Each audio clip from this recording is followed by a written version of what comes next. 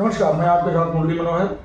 आज हम कई बिंदुओं पे चर्चा करेंगे और आज हमारे साथ जो है मऊ नगर पालिका के नाजिम नगर पालिका परिषद मऊ जनाब अरशद जमाल साहब जी जुड़ चुके हैं। आइए हम आपसे बातचीत करते हैं कि नगर पालिका परिषद में विकास कार्य कितना हुआ है, कितना कर वसूला गया है, स्वच्छता के क्षेत्र में क्या कार्य हो रहा है, श्मशान बनवाया गया है, कितना स्ट्रीट लाइट बनवाया गया है, नालियों का निर्माण कितना हुआ है। तमाम बिंदुओं पर चर्चा करने के लिए हमारे साथ जो है नाजिम नगर पालिका परिषद मऊ माननीय अरशद जमाल साहब जुड़ चुके हैं। जी आपका बहुत बहुत स्वागत है। आप जो है नाजिम नगर पालिका परिषद मऊ हैं और कई बार आप बन चुके हैं। जब भी आप बनते हैं तो एक लंबे अंतराल से जो है विपक्ष के नेता को हरा करके बनते हैं। तो आखिर इसका कारण क्या है कि आप जब भी बनते हैं तो जो आपका द्वितीय स्थान पे रहता है, लंबे अंतराल से जो है चुनाव हारता है? देखिए, जनता का प्यार है और हम तो बड़ी ताकत से लड़के जीतते हैं ना, बड़ी बड़ी ताकतों से लड़के हम जीतते हैं। ऐसा नहीं कोई साधारण लोगों से नहीं जीतते। तो जनता चूंकि हमारे साथ है, हम कभी ना अपने काम में भेदभाव करते और ना अपने रवैये में हमारा कोई भेदभाव होता। तो जनता पसंद करती है और जनता चाहती है कि विकास हो। आप देख लीजिए कि जमते पहले जो लोग होते हैं उनके दौर में क्या काम होता है और जब हम आते हैं तो अचानक काम की गति बढ़ जाती है। हम आज चर्चा करेंगे विकास कार्यों को ही लेकर के। सबसे पहले हम चर्चा करेंगे स्वच्छता को लेकर के। नगर पालिका परिषद मऊ के अंदर जो है जो 54 गांव जो है बढ़ाए गए हैं, 56 गांव जो बढ़ाए गए हैं, जो नए परसिमन में अंदर आ गए थे, मतलब नगर पालिका में आ गए थे, उन क्षेत्रों में स्वच्छता के क्षेत्र में क्या कार्य चल रहा है?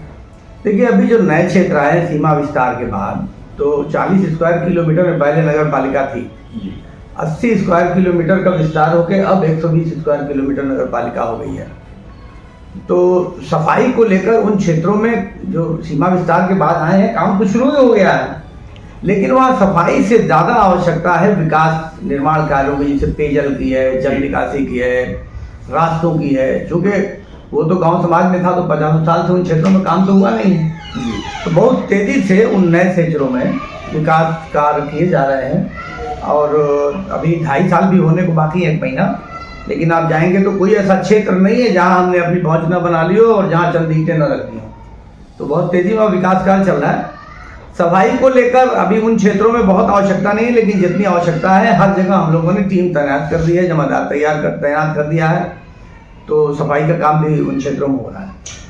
अजय जी, हम ये जानना चाहेंगे कि नगर पालिका परिषद मऊ के अंदर जो है टैक्स कितना लिया गया है, कर कितना वसूला गया है? अब देखिए, ये तो रिकॉर्ड ऑफिस से मिलेगा जी, लेकिन लगभग वही 6 करोड़ के आसपास सालाना टैक्स की वसूली होती है, हाउस टैक्स और वाटर टैक्स जी। तो उसी में कुछ गड़बड़ होगा, मतलब जो है 6 करोड़ का जो है जो आंकड़ा है उसको आप टच करेंगे? हाँ, उतना तो हम, जो हमारा टारगेट होता है टारगेट को तो अचीव कर ही लेते हैं जी। लेकिन जैसे लोग बड़ी आसानी से ये कर देते हैं कि भाई हम टैक्स दे रहे हैं जी। तो 6 करोड़ रुपया टैक्स वसूलने में मैंने जोड़ा तो नहीं है, लेकिन कम से कम मेरा अंदाजा है कि 4 करोड़ रुपया तो खर्च हो जाता होगा सैलरी में वसूलने में जी। और 6 करोड़ रुपया से लेकर 10 करोड़ रुपये तक के आय हमारी अपनी आय है और हमारा बजट गया है 344 करोड़ का जी। तो पैसा तो सरकार दे रही है ना, केंद्र सरकार और स्टेट गवर्नमेंट पैसा दे रही है। अगर वो पैसा न दे तो बहुत भाग्यशाली हैं। तो टैक्स के पैसे से तो सरकार में तनख्वाह नहीं दे पाएंगे हम जी। आप बहुत भाग्यशाली हैं और नगर विकास मंत्री आपके शहर से हैं, आपके जिले से हैं और आपके अति करीबी हैं। अलग का विषय है कि आप बसपा के सिंबल पर चुनाव जीते थे, लेकिन काफी कोऑपरेट रहते हैं आपके साथ नगर के विकास के लिए।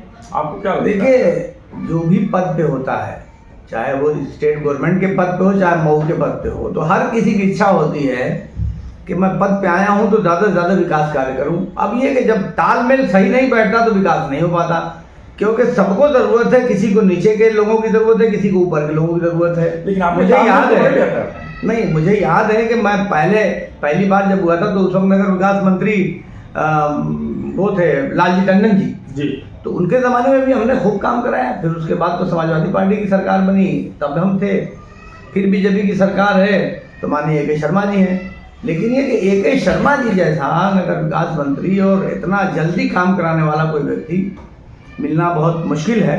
तो मैं खुद को इस मामले में तो बहुत ही भाग्यशाली समझता हूँ और वो मेरे ऊपर विश्वास भी करते हैं और जो भी योजनाएं बना के दी जाती हैं उसका धन भी आवंटन करते हैं। बहुत मर्तबा तो खुद बताते हैं कि इस तरह का प्रोजेक्ट बना के भेजो। तो उनके बहुत सारे संबंध है, बहुत सारे काम सभी विभागों में देख रहे हैं, काम तो उन्हीं के माध्यम से हो रहा है। बाकी लोग तो भाषण दे रहे हैं बस, और क्या। स्ट्रीट लाइट के क्षेत्र में कितना कार्य हुआ है? बहुत कार्य हुआ। सीमा विस्तार के बाद तो जितने नए क्षेत्र आए हैं जी। तो जल्दी विकास को वहां तक पहुंचाने के लिए एक तरीका ये था कि हमने जो रास्ते थे वहां लाइट वाइट लगाई। तो सीमा विस्तार के बाद जैसे ताजोपुर से लेके इधर बड़ुआ गोदाम और इधर आपके काजा, बड़ा गांव, ये सब जो इलाके हैं, इधर बाजू में रोड पे जो इलाका है भलिया जितना है, तो उन सभी क्षेत्रों में हम लोगों ने, सिकटिया के इलाके में हो गया, तो इन सभी क्षेत्रों में उधर सीमा विस्तार होकर हम लोग कोपागंज के थोड़ा पहले तक पहुंच गए हैं, गाड़ी मोड़ तक। तो उस रोड पे भी देख रहे हो। तो इन लाइट का काम तो सभी तरफ हो गया। इधर आप बड़ुआ गोदाम चले जाइए, उधर भी हो गया है। तो लाइट का काम तो सड़क निर्माण को लेकर के क्या योजना है? सड़क निर्माण का कार्य तो काफी चल रहा है और हर साल हम लोग सड़कें तो बना ही दे रहे हैं। नए रास्ते भी बना दे रहे हैं, जो कहीं लिंक जोड़ना है उसे भी बना दिया जा रहा है। तो उसकी कोई दिक्कत नहीं है। बहुत बड़े क्षेत्र में पेयजल का काम किया हम लोगों ने। 100 से ज्यादा स्थानों पे नाले बनाए गए हैं। सबसे बड़ी समस्या है जल निकासी को लेकर के, जो है ग्रामीण अंचल जो है, जो नगर पालिका परिषद में जुड़े हुए हैं, वहाँ जल निकासी को लेकर के बड़ी समस्या है। उस क्षेत्र में क्या कार्य हो रहा है? अब वो तो देखिए, नाला बनाने का मामला ये है कि जब तक बस्ती से नाली बनाकर नाले में नल जोड़ा जाए और नाले को एंड तक टेल तक न ले जाया जाए तो बड़ा प्रोजेक्ट होता है जी। तो उस पर रफ्ता रफ्ता काम हो रहा है। लेकिन सभी क्षेत्रों में जल निकासी पर भी काम चल रहा है। पेयजल की बात आप कह रहे हैं, तो पेयजल में तो 100 से ज्यादा नलकूप हमने 2.5 साल में लगाए हैं जी, और सैकड़ों किलोमीटर पाइपलाइन बिछाई है। तो पानी तो हम लोग पहुंचा रहे हैं अंतिम समय तक। मुझे उम्मीद है कि 2-2.5 साल का समय अभी हमारा बचा हुआ है। तो इसमें जिन क्षेत्रों में विकास की कमी है उसको भी जरूर हम लोग पूरा करेंगे। नदियों को स्वच्छ रखने के लिए सरकार जो है तमाम योजनाएं चला रही है। तो सरकार ये कह रही है कि अब सौदा जो है नदियों के किनारे या घाट के किनारे नहीं होगा, हर जगह जो है श्मशान घाट बनेगा। तो आपने कितना श्मशान घाट बनवाया? देखिए, श्मशान घाट तो एक सिकटिया पुल के उस तरफ ही है ऑलरेडी। एक यहाँ सिकटिया पुल के इस साइड में, पश्चिम साइड में, उसके लिए माननीय मंत्री जी ने 2 करोड़ रुपया स्वीकृत किया है। तो वो इलेक्ट्रिक बनने वाला है। तो इलेक्ट्रिक बनेगा तो गंदगी नदी में नहीं जाएगी। तो इलेक्ट्रिक शौचागृह अगर बनता है तो वो ज़्यादा बेटर है। ऐसे जो जलाने वाला काम है, जलाने में लकड़ी का भी बहुत वेस्ट होता है और उसकी राख और गंदगी जो है वो नदी में जाती है। तो अब तो इसका सुंदरीकरण हो जाएगा तो ये बहुत अच्छा हो जाएगा जो मऊ में बनने जा रहा है। एक अंतिम सवाल हम आपसे पूछेंगे। कचरा सबसे बड़ी समस्या है। कचरा निस्तारण के लिए आपके पास क्या योजना है? आपने क्या किया है या भविष्य में आप क्या करेंगे? देखिए, हमारे पास डंपिंग ग्राउंड तो ऑलरेडी एक था, 2 था, एक रैनी में था और एक रजनिया में था। तो अब हमारा कचरा निस्तारण केंद्र वहाँ स्थापित हो रहा है। उसकी आपने देखा होगा कि बहुत बड़ी जमीन पे रैनी में बाउंड्री कर दी गई है और उस पर तमाम निर्माण कार्य भी करा दिए गए। जो भी शेड बनाना है, प्लेटफॉर्म बनाना है, मिट्टी भराई का काम है, तो सारा काम हो चुका है। अब 9 करोड़ रुपए की लागत से उस पर इंस्ट्रूमेंट की खरीदारी का टेंडर हो गया है। तो अब इंस्ट्रूमेंट आएंगे तो उसका इंस्टॉलमेंट होगा और मुझे उम्मीद है कि अगले साल हम लोग उसको चालू करने की स्थिति में आ जाएंगे कचरा निस्तारण केंद्र को। लेकिन जो डंपिंग ग्राउंड हमारा था, तो जो उसमें कचरा डंप था, तो उसको सेग्रीगेट करके अलग अलग करके उसके निस्तारीकरण का काम किया जा रहा है। हमने कई जगह RF सेंटर बनाए हैं जहाँ कचरा जाके उसकी छटाई होती है, अलग अलग सूखा, गीला, प्लास्टिक, कांच, इस तरह की सब चीज़ें छांट के उसको अलग करने का काम हो रहा है। तो वो RF सेंटर भी 3 जगह बनाया गया। अभी और 1-2 जगह हमारे प्लान में शामिल है, तो वो भी बनाया जाना है। सब स्टेशन, बिजली का एक बहुत बड़ा मसला था जी। तो माननीय नगर विकास मंत्री जी के पास बिजली मंत्रालय भी है। तो 5 जगह उन्होंने यहाँ सब स्टेशन मंजूर किया। तो हम लोगों ने, नगर पालिका ने 5 जगह जमीन उपलब्ध करा दी। 3 जगह तो काम चल रहा है और एक बंधे वाला काम भी शुरू हो गया है और एक आपके कंधेरी वाला तो बाकायदा सप्लाई उससे चालू शुरू हो गया। तो ये 5 शहर के अलग अलग क्षेत्र में है। तो उससे बिजली की समस्या तो आने वाले 20 सालों तक के लिए माननीय मंत्री जी के प्रयास से समाप्त ही हो गई है।